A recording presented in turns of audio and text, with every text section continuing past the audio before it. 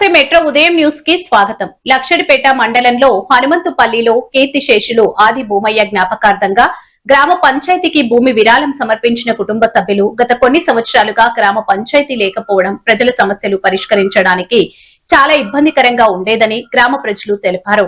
గ్రామ పంచాయతీ కీర్తిశేషులు ఆది భూమయ్య తన భూమిని విరాళంగా ఇచ్చారు. గ్రామ ప్రజలు అభినందనలు తెలిపారు.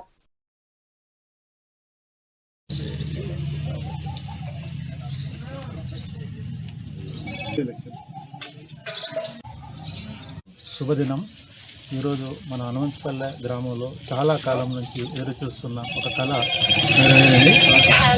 దీనికి ముఖ్య అతిథిగా మన చంద్రరావు గారు మరియు గ్రామస్తులు, నాయకులు అందరూ పెద్ద ఎత్తున కూడా రావడం చాలా సంతోషం.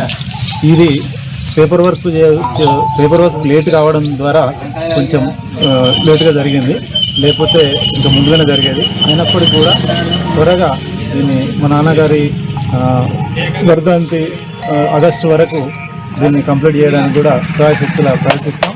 మరి మన మండలంలోనే ఇప్పుడు కొత్త గ్రామ పంచాయతీలు కాబట్టి ఆ మోడల్ కూడా చాలా బ్యూటిఫుల్గా ఉంది. మన మండలంలోనే ఒక ఉన్నత గ్రామ పంచాయతీ లాగా దీన్ని తీర్చిదిద్ది అట్లనే పాలకవర్గం కూడా దీనికి సహకరించి మన ఆదర్శ గ్రామంగా మన హనుమంతపల్లెను అన్ని రకాలుగా తీర్చిదిద్దుకోవాలని కూడా నేను మనస్ఫూర్తిగా కోరుకుంటున్నాను. మా సహకారం కూడా మా బ్రదర్స్ కానీ, మేము కానీ, చంద్రరావు గారు కానీ అందరం కూడా దీనికి కలిసికట్టుగా అన్ని రకాలుగా డెవలప్మెంట్ కోసం కూడా మేము సహకరిస్తాం.